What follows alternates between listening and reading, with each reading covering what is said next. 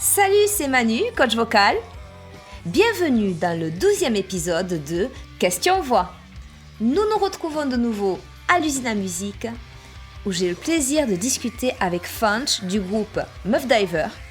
J'en profite pour faire un petit coucou à Eric, un des patrons de l'usine à musique, qui organise des super concerts là-bas. Mais revenons à Funch, avec qui nous échangeons sur des sujets divers et variés. Je vous laisse découvrir ce podcast et je vous retrouve à la fin pour discuter ensemble. Enjoy!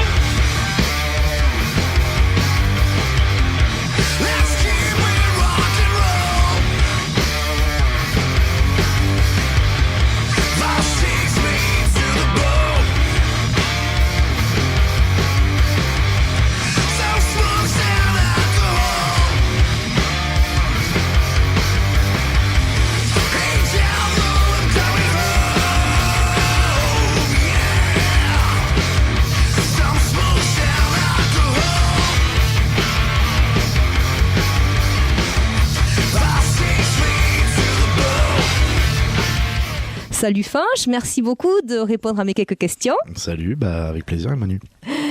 Alors dis-moi, depuis combien de temps tu chantes ? Waouh, j'ai presque envie de te dire depuis toujours. Mais la réalité, alors si on doit parler de, entre guillemets, une carrière musicale, j'ai dû commencer à 13 ans, j'en ai 37. Ok. Donc ça fait un peu 24 ans.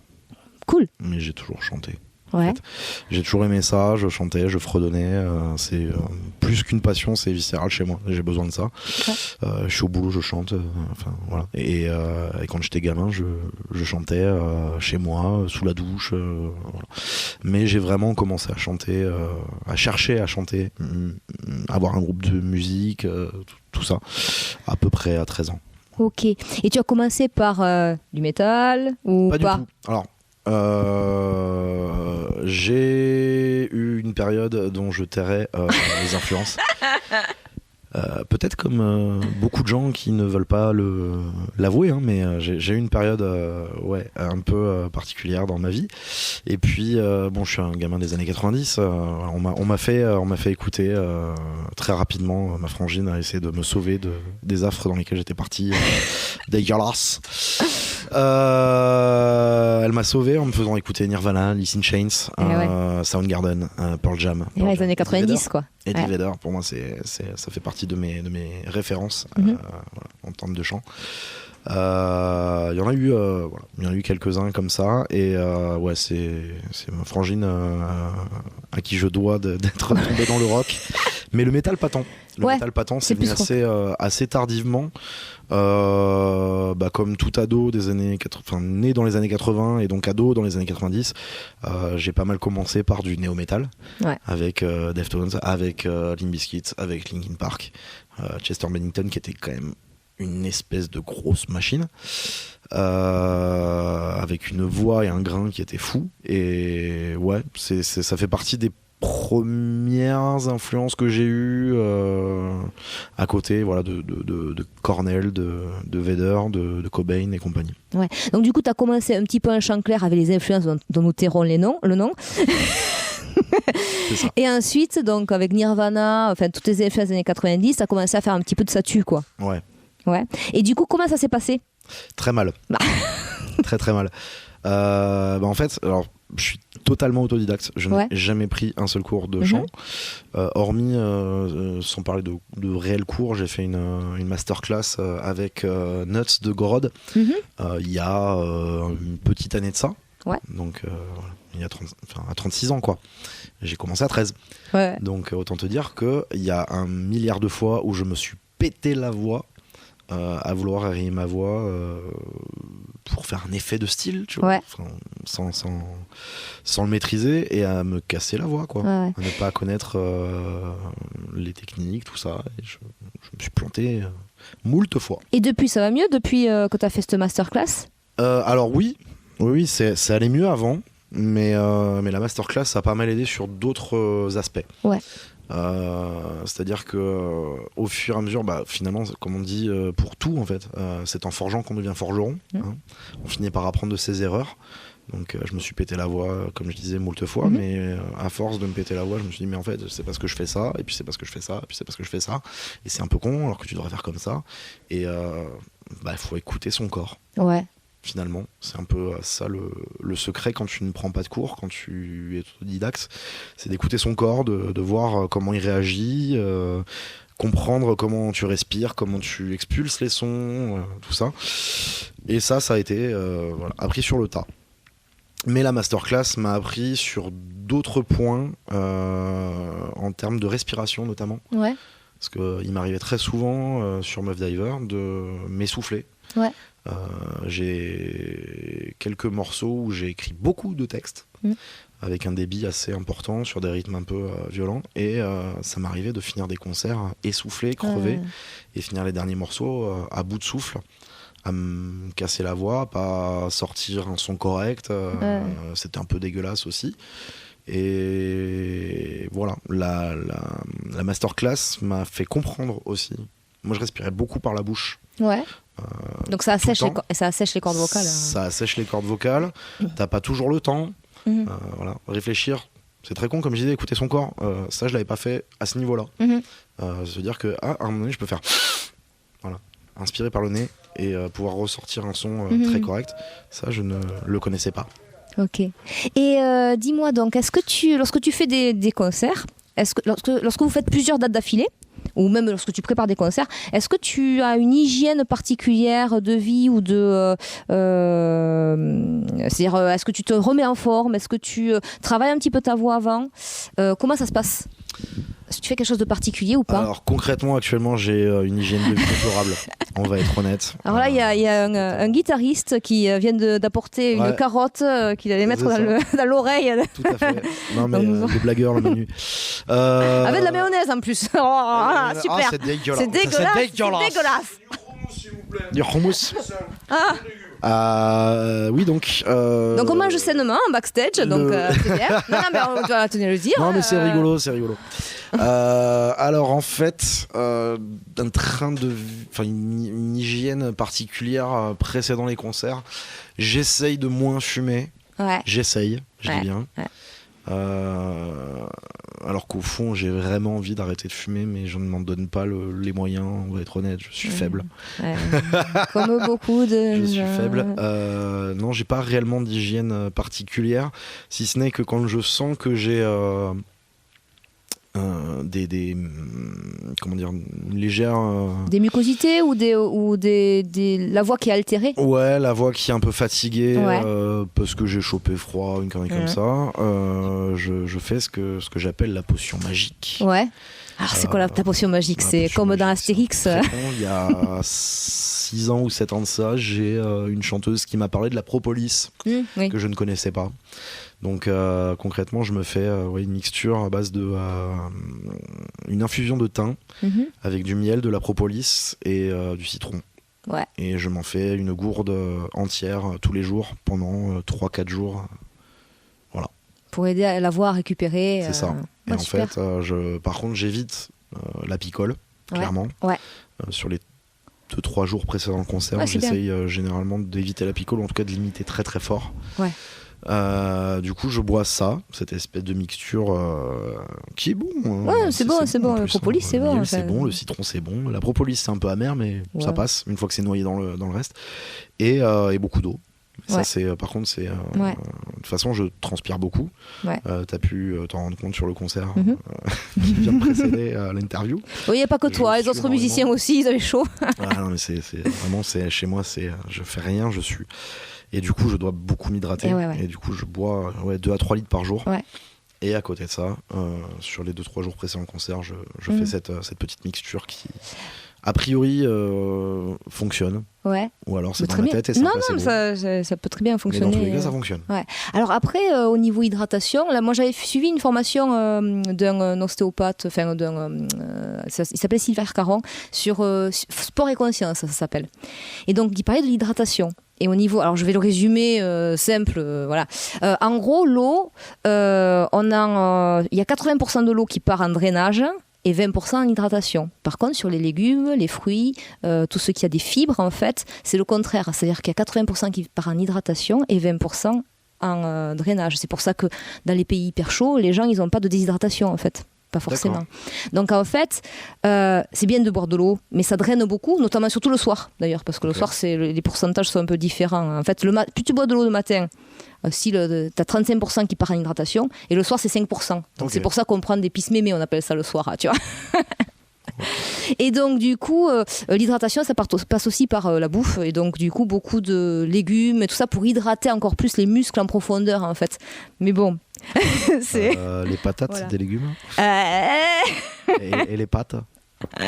Et les frites. Les frites, je sais pas.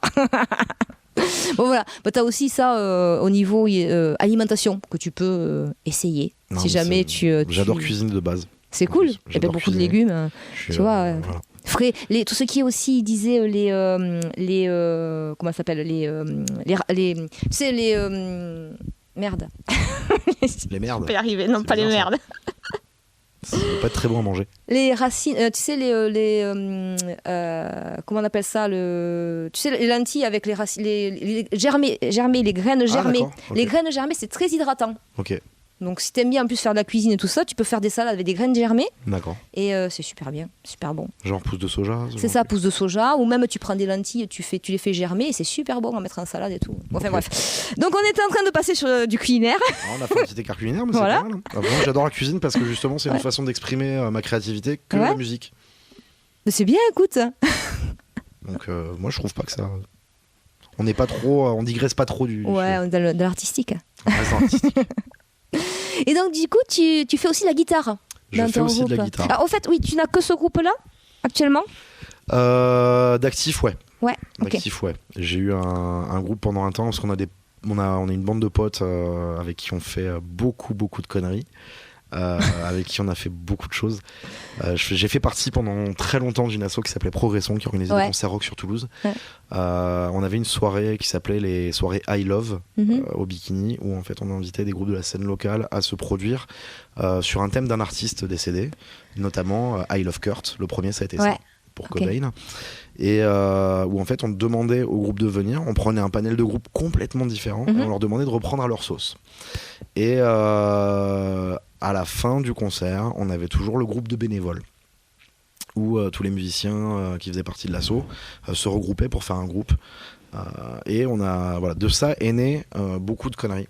Ouais. On a fait un truc qui s'appelle Rennes, qui est en fait un groupe de reprise de traduction littérale de Queen. C'est génial. Voilà. On a fait Je veux casser libre. On a fait Je le veux tout. Et on a failli, avant qu'on s'arrête sur cette connerie-là, faire Je veux chevaucher mon vélo. Mais on a arrêté avant. Et de ça, derrière, est né un groupe qui, à la base, était une blague et qui a été très pris au sérieux par beaucoup de gens. Et c'est un groupe qui a pas mal fonctionné localement et même un peu à l'extérieur, disons, parce que on nous a quand même proposé le Wheels and Waves de Biarritz. Cool. Voilà, c'est un groupe de surf rock. Et ça, là, en fait, on est à la radio, donc ça va être compliqué de faire la chose, mais on faisait ce qui s'appelle un De Niro du pauvre. Ce qu'on appelle le De Niro du pauvre, c'est la mimique de Robert De Niro dans à peu près tous ses films, où il plisse les yeux et puis il fronce les lèvres et puis You're talking to me, you fuck my wife. Voilà. Et du coup, un soir, un peu plus bourré qu'un autre, j'ai chopé un de mes potes. J'ai fait, on va faire un groupe de surf. On va faire un groupe qui s'appelle les De Niros et on fera du surf rock. 3 jours après, j'avais 6 morceaux sur un WeTransfer et ça a donné un groupe. C'est génial. C'est débile et c'est génial. Moi, j'ai toujours adoré cette spontanéité et ça me manque un peu, figure-toi. Parce que Meuf Diver, j'adore. C'est le groupe de ma vie, clairement. J'aime beaucoup les mecs avec qui je joue. J'aime beaucoup le style qu'on fait. J'ai l'impression de m'y retrouver à 300%. Mais j'aimais bien aussi, parce que par contre, on essaye sans parler de professionnalisation, de pousser au maximum, en fait, ce projet, d'être le plus carré possible, de faire un maximum de choses, de paraître sérieux. Ouais, après, c'est hyper en place, quoi. Vous êtes bien, quoi. Tu vois ce que je veux dire, ça tient la route, ça tient super la route. En fait. Bien sûr. C'est beaucoup de travail, beaucoup de réflexion, beaucoup de. Tu vois, on va faire des résidences sur de la prestation scénique dans pas longtemps, etc. Et moi, j'aimais beaucoup le côté frais aussi en parallèle des Denis Rose. C'était la cour de récré. Sans dire que c'est vraiment du boulot chez Meuf Diver, loin de là. C'est une passion.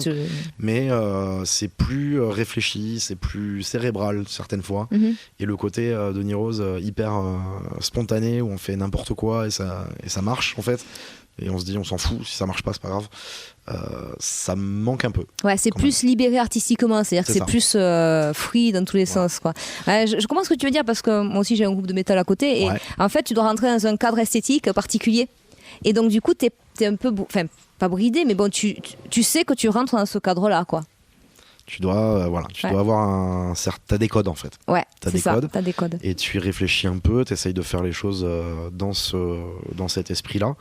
Et c'est vrai que avoir un groupe où tu réfléchis pas, où tu fais juste, tu fais, t'agis, c'est cool. Ouais. Voilà. Mais ce groupe pour l'instant est en stand-by, à durée indéterminée. Donc pour l'instant je n'ai que Meuf Diver. Et du coup tu fais guitare et chant. Oui. Est-ce que tu dirais que la guitare t'aide dans le chant, ou que tu préférerais, enfin que tu es plus à l'aise avec le chant sans la guitare, sans l'instrument? Est-ce que la guitare te porte en fait? Ça dépend des morceaux, ça dépend des moments, ça dépend du mood dans lequel je rentre sur un concert, ça dépend de plein de choses. Comme je t'ai dit, je suis autodidacte au chant, je suis aussi autodidacte à la guitare, et la guitare c'est un autre mode de réflexion, un autre mode de fonctionner, puisque en fait ta voix elle fait partie de ton corps, donc c'est un peu automatique à partir du moment où tu as compris comment ça fonctionne, tu as certains réflexes. La guitare ça se travaille, c'est autre chose, enfin ça se travaille aussi. Les deux ça se travaille, ouais, mais je sais pas comment expliquer, mais en gros l'instrument est plus technique, enfin moi j'ai pas trop travaillé la guitare, pourtant ça fait des années que j'en fais, mais j'ai un niveau médiocre pour le nombre d'années que j'en fais. Enfin médiocre, c'est un bien grand mot, mais j'ai un niveau disons qui est pas à la hauteur de ce que t'aimerais qu'il soit dans l'absolu, voilà, mais qui va très bien avec le groupe. Je veux dire, t'es pas à la rue, quoi. ça ne me dérange pas en fait, mais justement je progresse énormément avec ces gars-là. Parce que je me fixe des objectifs, parce que j'ai jamais travaillé des trucs aussi techniques en fait. Ils ont une façon de composer qui est bien au-delà de ce qu'étaient mes capacités avant, et aujourd'hui quand je veux passer un riff, je le travaille comme un connard chez moi. Si j'ai arrêté de progresser à la guitare pendant un temps, c'est parce que justement je me fixais pas d'objectif. J'ai commencé la guitare pour gratouiller comme ça, ça me plaisait. Mon beau-frère, c'est un peu ça qui m'a fait aussi découvrir le monde de la musique autre qu'en étant auditeur. Oui, bien sûr. Je voyais mon beau-frère qui jouait de la guitare, ça me fascinait. Et un jour, je l'ai poussé, parce qu'il voulait pas la prêter, sa putain de Telecaster. Et je l'ai poussé, il a fini par me montrer quelques trucs, et mes parents m'ont acheté ma première guitare pour mon brevet, donc à 13 ans aussi. Et c'est ça qui m'a lancé. Vraiment dans le game de la musique, des groupes, quoi. Et j'ai travaillé pendant un an et demi, et puis j'ai fini par avoir un premier groupe où on faisait que des reprises, et comme je faisais déjà chant de guitare, en fait je travaillais pas spécialement. J'étais plutôt à guitare rythmique, quoi. Je faisais 4 accords qui tournaient en boucle, enfin c'était pas très compliqué, et j'ai pas spécialement bossé cet instrument. Donc pour répondre à ta question, concrètement, il y a des fois où ça va me porter, il y a des fois où en fait je sens que je me concentre trop sur la guitare et que du coup j'en oublie mon chant. Je vois. Ça arrive aussi. C'est vraiment en fonction de ma forme, de mon état de forme, de mon mood aussi. Parce qu'au final, si je suis crevé mais que je suis extatique, que j'ai envie de tout péter sur un concert, en fait la guitare j'ai presque l'oublier, et je vais la jouer correctement, presque machinalement. Donc il n'y a pas de règle en fait. Après il y a la mémoire du corps, donc voilà. Mais après, est-ce que ça te des fois ça peut, donc du coup ça te bloque pas ta position pour la voix en fait? C'est ça ma question, tu vois, un peu. Oui, j'entends. Voilà. Pas tant la position, comme je te dis, c'est plus la concentration. Je te parlais tout à l'heure des techniques de respiration. Je vais oublier de penser à comment je respire sur tel ou tel moment, parce que je suis concentré sur mon jeu de gratte. Voilà, c'est plus dans cette façon que ça va me bloquer. Ok. Est-ce que tu aurais, on va terminer l'interview maintenant, quoi. Est-ce que tu aurais des choses à dire particulières à des gens qui commencent à chanter ou commencent à jouer en groupe, ou par rapport à la voix?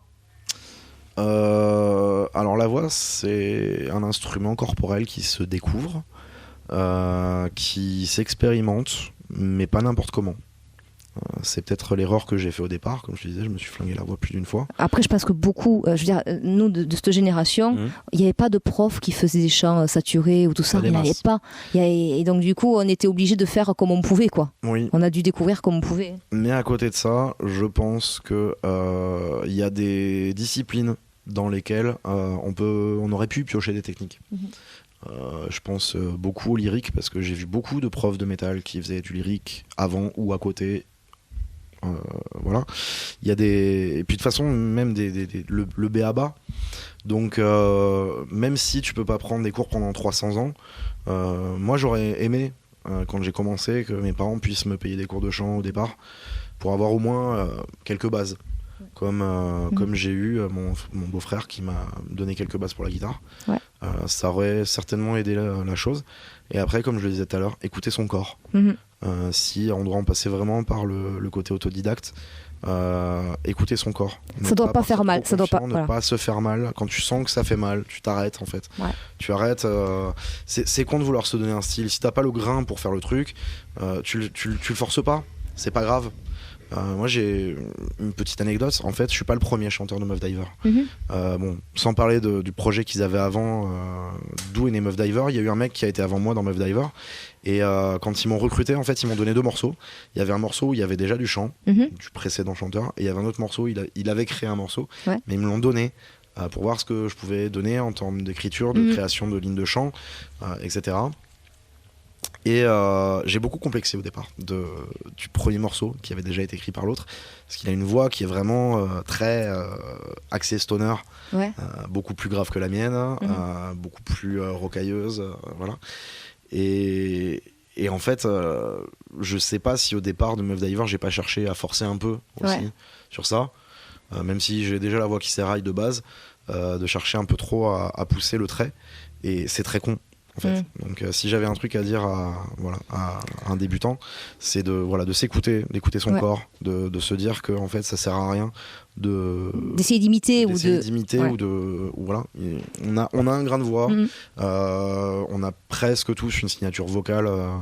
Tout le monde a une signature vocale. On a tous une signature vocale, il y a des timbres qui se ressemblent un peu par rapport à d'autres. Enfin, on a toujours tendance à se dire ouais, mais lui, on dirait que c'est le... Quand on écoute un groupe, on dit ah mais c'est pas ça. Ah bah en fait non, parce que le chanteur ils ont un peu le même type de voix. Il faut juste se laisser aller, s'écouter, écouter son corps. Et pas hésiter aussi à aller piocher des choses sur YouTube. Moi depuis quelques temps en fait, chose que je ne faisais pas avant, je m'échauffe la voix avant chaque concert. Ah c'est bien. J'ai une petite vidéo sur YouTube de 5 minutes avec des échauffements vocaux. Et ça c'est pareil, pour quelqu'un qui débute, ne pas avoir honte de les faire dans les loges. C'est clair. Y a des gens que ça va peut-être faire marrer, rien à foutre en fait. Parce que c'est prendre soin de soi, prendre soin de son instrument. Le corps, en fait, une corde, tu la pètes, tu peux la remplacer. Une corde vocale, c'est plus compliqué. Et ouais. Voilà, c'est tout ce que je veux dire. Ben, c'est très bien, merci, c'était le beau mot de la fin. Et je te remercie beaucoup pour avoir répondu à mes questions. Et on va aller boire une bière peut-être, non? Ouais. C'est cool. Merci beaucoup. Bon, ciao.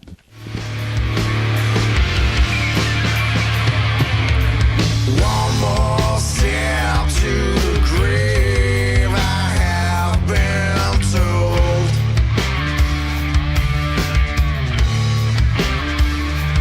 But the Lord only can judge me for what I've done.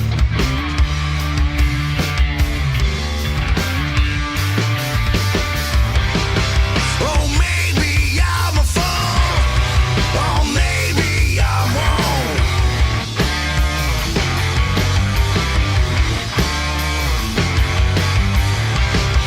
All those that keep in mind, you only leave wrong.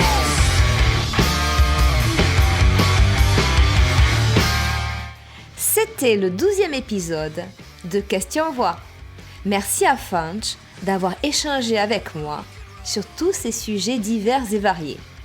Je ferai une vidéo sur la respiration nasale ou buccale afin de préciser le sujet et je mettrai le lien dans la description en suivant.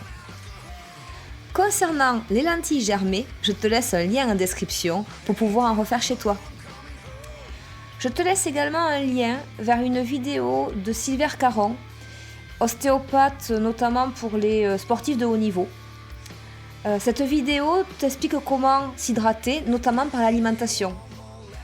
Laisse-moi un commentaire et j'y répondrai avec plaisir. Comme tu le vois, les sujets de discussion sont très ouverts et très variés.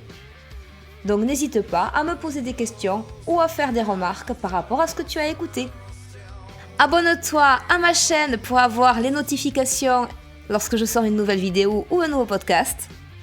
Clique sur le petit pouce bleu si tu as aimé cet échange. Et n'hésite pas à me contacter si tu souhaites aller plus loin. À bientôt, ciao ciao!